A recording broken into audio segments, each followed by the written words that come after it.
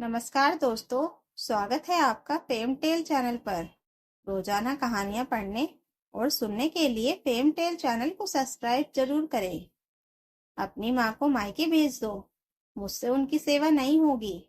अभी भी ये सब शर्मिला जी के कानों में गूंज रहे थे। उनकी बहू निसी इतनी निर्दयी कैसे हो गई, जो अपनी सास के लिए ऐसे शब्द बोल गई। आखिर निसी ने अपनी शादी के 3 साल बाद ही उन्हें आईना दिखाई दिया, लेकिन वो तो सास थी। इतनी आसानी से हार तो मानने से रही। बस अब वो निसी के माता पिता का इंतजार कर रही थी। आखिर उनकी बेटी ने ये सब तो बोले कैसे। निसी की शादी शर्मिला जी के बेटे कुलदीप के साथ 3 साल पहले ही हुई थी। हंसती मुस्कुराती निसी ने ससुराल में जल्दी ही अपनी जगह बना ली। हर काम भाग भाग कर करती थी, इसलिए शर्मिला की भी उससे खुश रहती थी। लेकिन शादी के 3 महीने बाद उसे पेट दर्द की शिकायत रहने लगी। पहले तो शुरू शुरू में शर्मिला जी ने उसे पास के मेडिकल शॉप से पेट दर्द से दवाइयां दिलवा दी। लेकिन जब धीरे धीरे उसे पेट दर्द की समस्या ज्यादा होने लगी, तो ससुर रमन जी और कुलदीप के कहने पर उसका चेकअप करवाया गया। तब पता चला कि उसे पथरी की शिकायत थी। हालांकि स्टोन का साइज कम था, जो दवाइयों से ही ठीक हो सकता था। लेकिन ट्रीटमेंट करवाने की जगह शर्मिला जी ने हंगामा कर दिया। पथरी तो उससे पहले से ही थी। उसके मायके वालों ने अपनी बीमार बेटी को झूठ बोलकर हमारे माथे मढ़ दी, इसलिए इलाज भी उन्हें ही करवाना पड़ेगा। मैं तो 1 रुपया भी खर्च नहीं करने वाली। घर में कुलदीप और उसके पिता रमन जी ने शर्मिला जी को खूब समझाने की कोशिश भी की, पर वो तो समझने का नाम ही नहीं ले रही थी। उल्टा उन्होंने उसके मायके फोन लगा दिया और उसके माता पिता को यहाँ बुला लिया। आखिर उसके माता पिता, जो दूसरे राज्य में रहते थे, वो रातों रात टिकट करवाकर उसके ससुराल पहुंचे। लेकिन जब वह वहां पहुंचे, तो ना कोई चाय नाश्ता, ना कोई और बात। शर्मिला जी ने सीधे सुनाना शुरू कर दिया, लेकर जाइए अपनी बीमार बेटी को यहाँ से और करवाइए अपने आप इसका इलाज। अपना पैसा बचाने के लिए आपने अपनी बीमार बेटी हमारे माथे मढ़ दी। शर्मिला, कैसी बात कर रही हो तुम? ये सब बोलने से पहले एक बार सोच तो लो कि क्या बोल रही हो। रमन जी ने कहा, आप बीच में मत बोलिए, मैं बात कर रही हूँ ना। शर्मिला जी ने सबके सामने ही रमन जी को यह कहकर चुप करवा दिया। निशी के पापा ने भी कहा, समधन जी, हमारी बेटी को कोई बीमारी नहीं है, पथरी ही तो है। ये तो किसी को भी हो सकती है। इसका तो इलाज भी संभव है। अगर इलाज की बात है तो इलाज हम करवा देंगे, मना नहीं कर रहे हैं। पर आप ये हम पर बेवजह का इल्जाम तो मत लगाइए। खर्चा बचाने के लिए अगर शादी की होती, तो आपको पता होना चाहिए कि शादी में पथरी के इलाज से कई गुना ज्यादा खर्चा होता है। मुझे कुछ नहीं सुनना। अरे, कोई रातों रात स्टोन इसके पेट में बना नहीं होगा। ये तो पहले से ही बना था, आपको सब पता था। फिर भी जानबूझकर आपने अपनी बीमार बेटी हमें दे दी। आखिर शर्मिला जी कुछ समझने का नाम ही नहीं ले रही थी।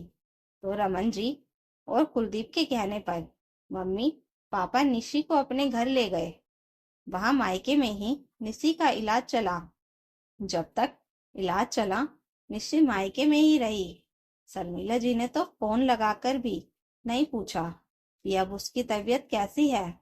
उल्टा पूरे रिश्तेदारों में ये बात फैला दी कि समधियों ने झूठ बोलकर, धोखा देकर अपनी बीमार बेटी हमारे पल्ले बांध दी। अपने माता पिता पर लगे ऐसे इल्जामों के बाद भला किसी बेटी के मन में अपनी सास के लिए इज्जत रहेगी? निसी जब ठीक होकर ससुराल पहुंची, तो उसके मन में शर्मिला जी के लिए कोई इज्जत नहीं रही। हालांकि वो अपना बहू का धर्म बखूबी निभा रही थी। कुछ महीनों बाद वो प्रेग्नेंट हुई, तो शर्मिला जी ने 8 महीने तो उससे जमकर काम करवाया। लेकिन जब उसका 9वां महीना शुरू हुआ, तो उस समय भी उसे मायके भेज दिया, ये जानते हुए कि डॉक्टर ने उसे सफर के लिए मना किया है। जबरदस्ती सफर करने के कारण निसी को डिलीवरी के टाइम काफी समस्याओं का सामना करना पड़ा, पर भगवान की कृपा रही कि उसकी डिलीवरी में उसके बच्चे को कोई नुकसान नहीं हुआ। अब तो निस्सी का मन घृणा से भर चुका था। जानती थी कि दुनिया में कोई अमृत तो लिखवा करके आया नहीं है। एक ना एक दिन बीमार तो हर शख्स को पड़ना पड़ता है। लेकिन आज जब सासू माँ बाथरूम में फिसलकर गिर गई और उनके पैर में फ्रैक्चर हो गया, तब निसी ने कुलदीप को साफ साफ कह दिया, आप अपनी माँ को मायके भेज दीजिए, मुझसे उनकी सेवा नहीं होगी। किसी को भी इस बात की उम्मीद नहीं थी कि निसी ये सब कह देगी। शाम तक निसी के माता पिता उसके ससुराल पहुंच गए।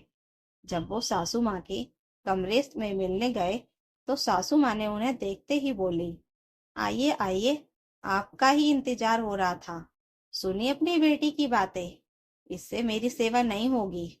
अरे, उसने ऐसा कैसे कह दिया कि मुझे मायके छोड़ आए? अरे, उसे क्या यहाँ पूजने के लिए लाए हैं? यही संस्कार सिखाए हैं आपने उसे कि अपनी सास की सेवा मत करना?